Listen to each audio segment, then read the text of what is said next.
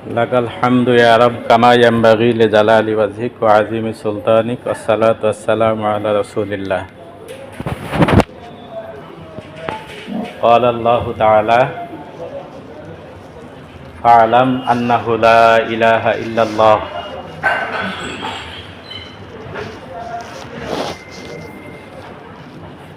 আল্লাহ রাব্বুল আলামিন মানুষকে এই নির্দেশ দিচ্ছেন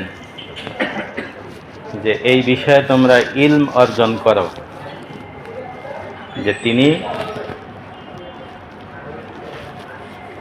একক এবং অদ্বিতীয়, অবিভাজ্য। আমরা তাওহীদ শব্দের অর্থ বুঝি একত্ববাদ। ইংরেজিতে বলা হয় ওয়াননেস অফ আল্লাহ। এটিকে আরো একান্তভাবে বলতে গেলে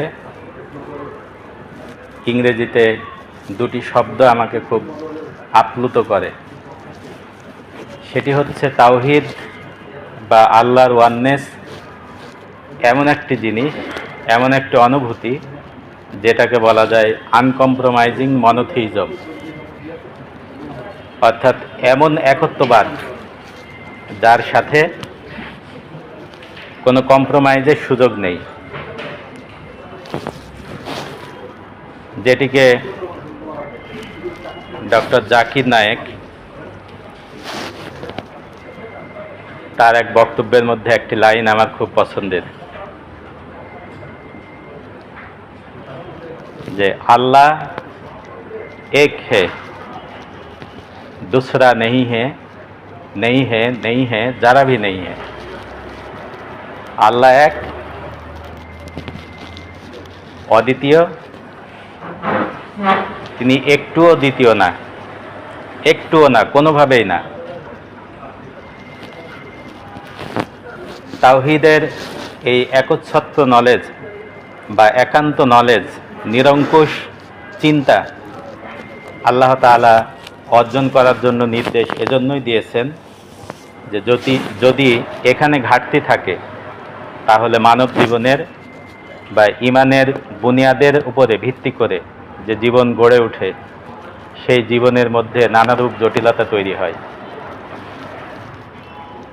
আল্লাহ একজন আছেন, আল্লাহ সব কিছু জানেন, আল্লাহ অনেক ক্ষমতা, এটুকু হলেই তো হতো। কিন্তু আল্লাহ রাব্বুল আলামিন নির্দেশ দিচ্ছেন যে ফা'লাম, এই বিষয়ে তোমরা ইলম অর্জন করো, আন্নাহু লা ইলাহা ইল্লাল্লাহ। জীবনের প্রতিটি ক্ষেত্রে আমরা সৃষ্টি এবং স্রষ্টা এটিকে এক করে ফেলি। এজন্য ইবনে জারির রাদিয়াল্লাহু তাআলা আনহু বলছেন যে তাওহীদ হচ্ছে তাজরিদুল খালিক আনিল মাখলুক, স্রষ্টা থেকে সৃষ্টিকে আলাদা করার নাম হচ্ছে তাওহীদ।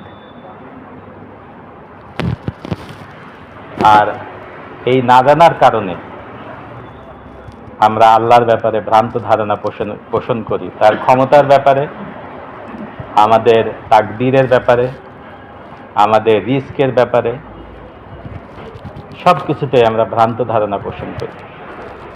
কিন্তু প্রত্যেকটি বিষয়ে কথা বলি আমরা, তাকদীর নিয়ে কথা বলাটা, আলোচনা করাটা আমার বিবেচনায় সবচাইতে কঠিন। ইসলামী জীবন বিধানের মধ্যে যে দুই তিনটা বিষয় খুবই পরিচ্ছন্ন ধারণা না থাকলে কথা বলা উচিত নয়, তার মধ্যে অন্যতম হচ্ছে ফারায়েজ, সম্পত্তি বন্টনের ইস্যু। দ্বিতীয় হচ্ছে আমাদের প্রত্যেকের জীবনের সাথে জড়িত, আমরা নানানভাবে বলে ফেলি, সেটি হচ্ছে বিবাহ তালাক।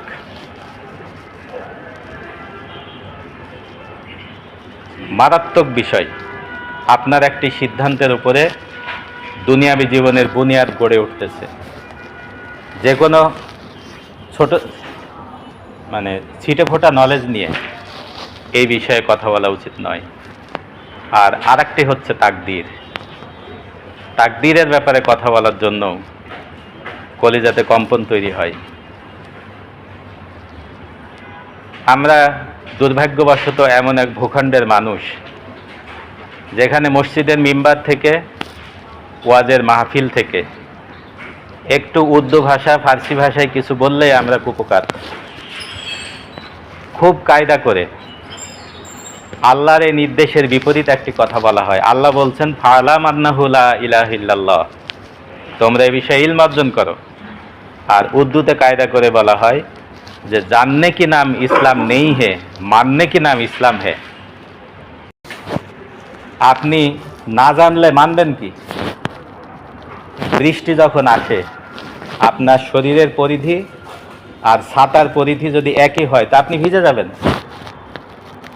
অবশ্যই আপনার জ্ঞানের পরিধি আপনার আমলের পরিধির থেকে বেশি হবে।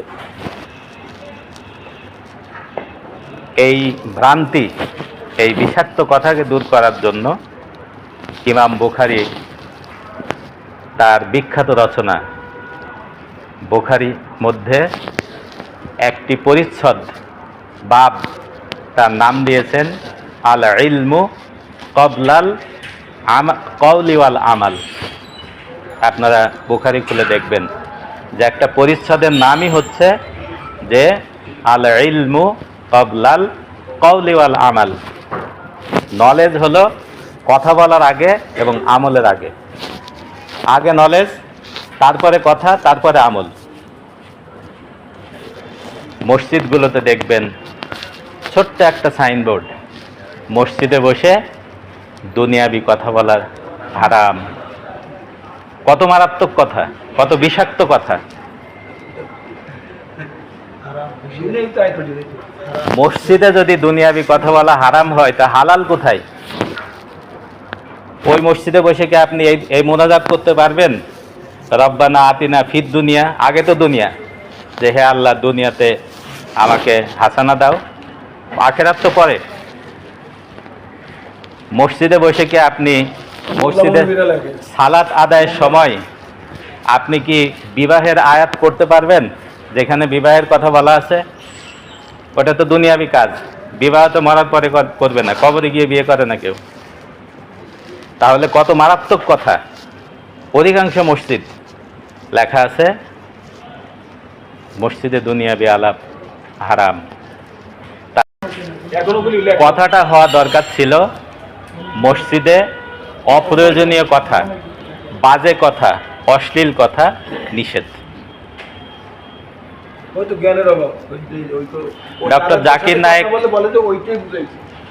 জাকির নায়েক উনি বলছেন যে আমি যখন ইউকে সফর করি তখন ইউকে সফরের মধ্যে দেখলাম যে লন্ডনের মুসলমানদের ঘরে ঘরে একটা আরবি ক্যালিওগ্রাফি।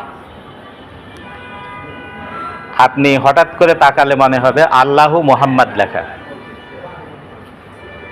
উনি বললেন যে আমি অনেক ভালো ভালো শিক্ষিত লোককে বললাম যে ভাইজান এই জিনিসটা কেন টাঙিয়েছেন? বলছে কেন, লেখা তো আল্লাহু মুহাম্মদ।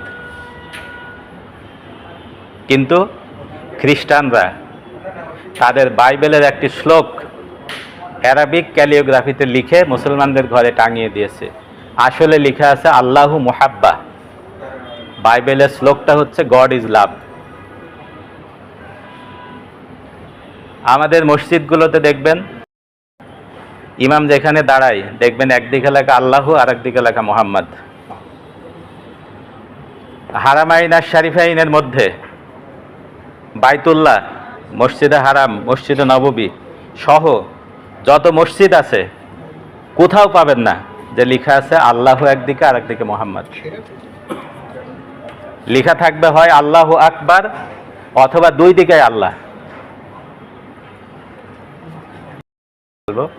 এজন্যই বলছি যে ফালাম আন্নাহু লা ইলাহা ইল্লাল্লাহ।